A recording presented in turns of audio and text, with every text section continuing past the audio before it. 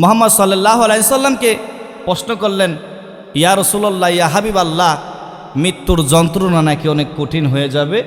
ও আল্লাহর নবী, 1 নাম্বার প্রশ্ন। 2 নাম্বার প্রশ্ন হলো যে কিয়ামতের ময়দানের দিন মানুষগুলো কিভাবে উঠবে, আর আপনাকে কিভাবে চিনবে বা আপনিও কিভাবে চিনবেন। আল্লাহর নবী বলেন, ইসরাফিল আলাইহিস সালাতু ওয়াস সালাম যখন নাকি সিংহা ফু দিবে, সিংহা ফু দেওয়ার সাথে সাথে মানুষগুলো আবার কবর থেকে জীবিত হবে। কবর থেকে জীবিত হওয়ার পরে সাথে সাথে মানুষগুলো অলঙ্গ হয়ে যাবে। আয়েশা সিদ্দিকা রাদিয়াল্লাহু তাআলা আনহা জিজ্ঞাসা করতেছেন, ও আল্লাহর হাবিব, আল্লাহর দুজাহানের বাদশাহ তারে দামুদিনা জনাবে রাসূলুল্লাহ সাল্লাল্লাহু আলাইহি সাল্লাম, আল্লাহর হাবিব, তাহলে কি নবীরাও কি অলঙ্গ হইয়া দাঁড়াবে? আয়েশা সিদ্দিকা রাদিয়াল্লাহু তাআলা আনহুর প্রশ্নের উত্তর দিলেন, আয়েশা, না না না, নবী রাসূলরা আল্লাহর স্পেশাল একজন নবী, তারা কেন অলঙ্গ হইয়া দাঁড়াবে? তারা কখনো অলঙ্গ হইয়া দাঁড়াবে না। তারা আল্লাহর রহমত দিয়ে তাদেরকে কাপড়ের ব্যবস্থা করে দেওয়া হবে জান্নাত থেকে। আল্লাহ নবী বিশ্বনবী তানেদা মদিনা জনাবে রাসূলুল্লাহ সাল্লাল্লাহু আলাইহি সাল্লাম বলতেছেন, এমন এক সময় হয়ে যাবে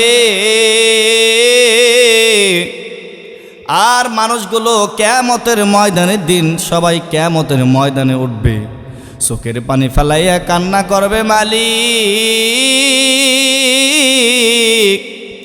আজকে এমন দিনে উঠলাম যে এই দিনে নাকি গরম, অবস্থা ভালো না, ভালো না, গরমে সহ্য করা যায় না। মানুষগুলো চিল্লাইতে থাকবে, পাগলের মতন হইয়া যাবে, মানুষগুলো খালি ইয়া নাফসি করবে, পানির জন্যে খালি কান্না করবে। আল্লাহকে বলবে, আল্লাহ তুমি সহজ করে দাও, মালিক তুমি যদি সহজ না করো পৃথিবীর কোনো মানুষের কোনো শক্তি নাই। আল্লাহ তুমি রহমত করো, খালি মানুষগুলো কান্না করবে আর দৌড়াইবে। কিন্তু মাটির নিচের ওই বালুগুলো এমনভাবে গরম হয়ে যাবে, দুনিয়াতে সামান্য একটু গরমের ভিতরে যখন নাকি রৌদ্রের ভিতর বের হই সহ্য করতে পারি না, পাগলের মতন হয়ে যায়।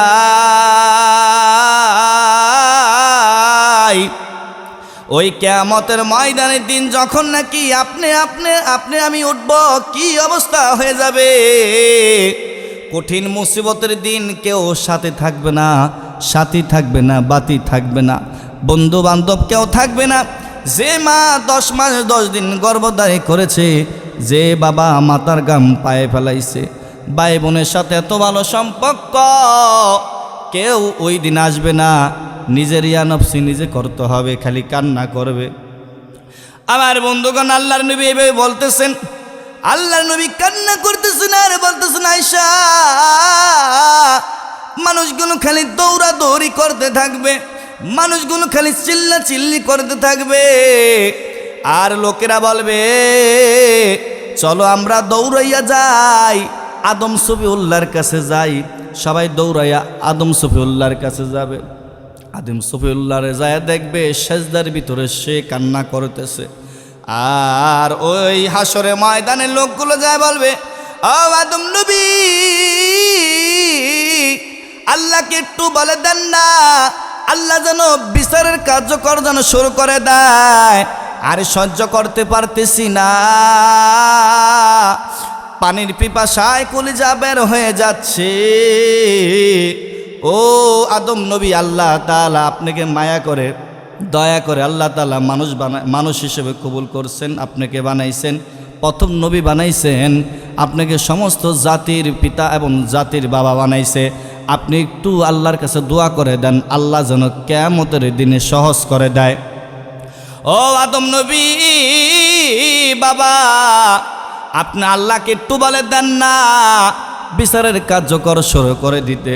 আদম নবী চোখের পানি ফেলাইয়া কান্না করিয়া বলতেছেন, ও হাসরের বাসীরা শোনো, তোমরা যে আমার কাছে এসেছো, আমি নিজে পেরেশান। আল্লাহ পাক রব্বুল আলামিন আমাকে জান্নাতের ভিতরে রাখছিলেন, জান্নাত থেকে আমি যখন নাকি জান্নাতের ভিতরে ভুল করলাম, আল্লাহ দুনিয়াতে পাঠাইয়া দিছেন, আমি আল্লাহর নাফরমানি করেছি, আমি জানি না এই হাসরের ময়দানের দিন আল্লাহ কি করবেন, আমার বিচার কি করবে। আল্লাহ এমন রাগান্বিত হয়ে আছেন, কখনো হয় নাই, কখনো হবে না। আমি নিজেও পেরেশানির ভিতরে আছি, আমার দ্বারা সম্ভব না, আমি পারবো না। তোমরা যাও যাও, নূহ নবীর কাছে যাও। নূহ নবীর কাছে লোকজন দৌড়াইতে দৌড়াইতে যাবে। ও আল্লাহর নবী পয়গম্বর নূহ, ও আপনার কাছে বিপদে পড়ে আসছি, আপনাকে আল্লাহকে একটু বলে দেন না। আল্লাহ জানে এই হাসরের দিন যেন কার্যকর শুরু করে দেয়, বিচারের কার্যকর শুরু করে দেয়, সহজ করে দেয়। দেখেন না, অবস্থা ভালো না। মাথার উপরে সূর্য এসে পড়েছেন, সূর্যের তাপের কারণে মাথার মগজগুলো টকবক টকবক করতেছে। ও নূহ নবী দেখেন না, শরীরের চামড়াগুলো ছিঁড়ে যাচ্ছে, পানির পিপাসায় কলিজা বের হয়ে যাচ্ছে। মানুষগুলো কুকুর যেরকম নাকি জিবলা বের করে খালি হাহাকার করে, মানুষগুলো খালি জিবলা বের করে হাহাকার করবে, পানি নাই, কোনো কিছু নাই, মানুষগুলো পাগলের মতন হয়ে যাবে।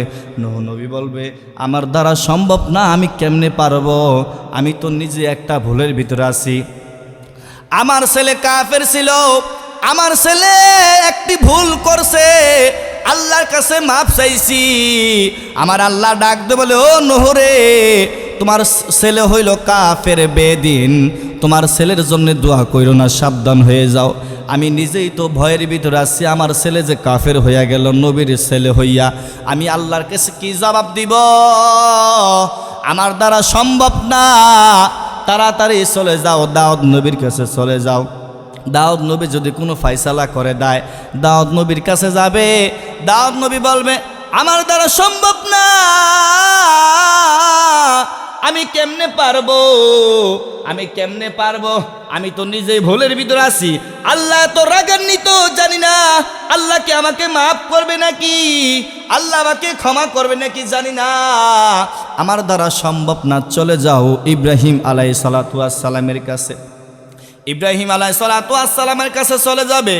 ইব্রাহিম নবী সিজদার ভিতরে কান্না করে, ও মালিক, ও মালিক, তুমি সহজ করে দাও, তুমি যদি সহজ না করে দাও মালিক, আমি ইব্রাহিম কেমনে মাপ পাবো, এইভাবে কান্না করতেছে।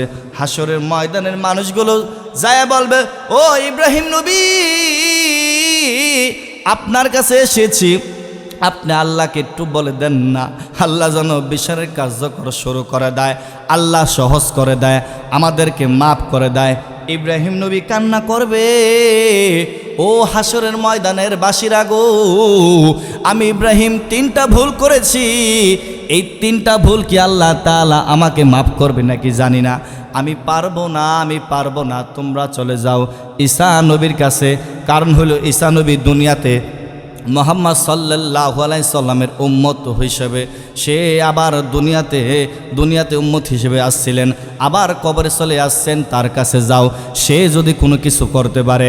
দৌড়াই আবার যাবে ঈসা নবীর কাছে। ঈসা নবীর যায় বলবে, ঈসা নবী গো,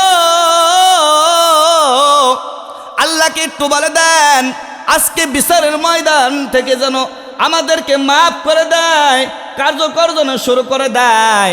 ঈসা নবী ডাক দিয়ে বলবে, ভাই, আমার দ্বারা সম্ভব না, আমি নিজেই পেরেশানের ভিতরে আছি, আমাকে আমার উম্মতরা আমাকে কেউ বলছেন আমি নাকি আল্লাহর আমি ছেলে লাগি, কেউ বলেছেন আল্লাহর আমি সন্তান লাগি, নাউজুবিল্লাহ। আমি পেরেশানের ভিতরে আছি, আমি নিজে কোনো কিছু করতে পারবো না, আমার দ্বারা সম্ভব না, তোমরা চলে যাও।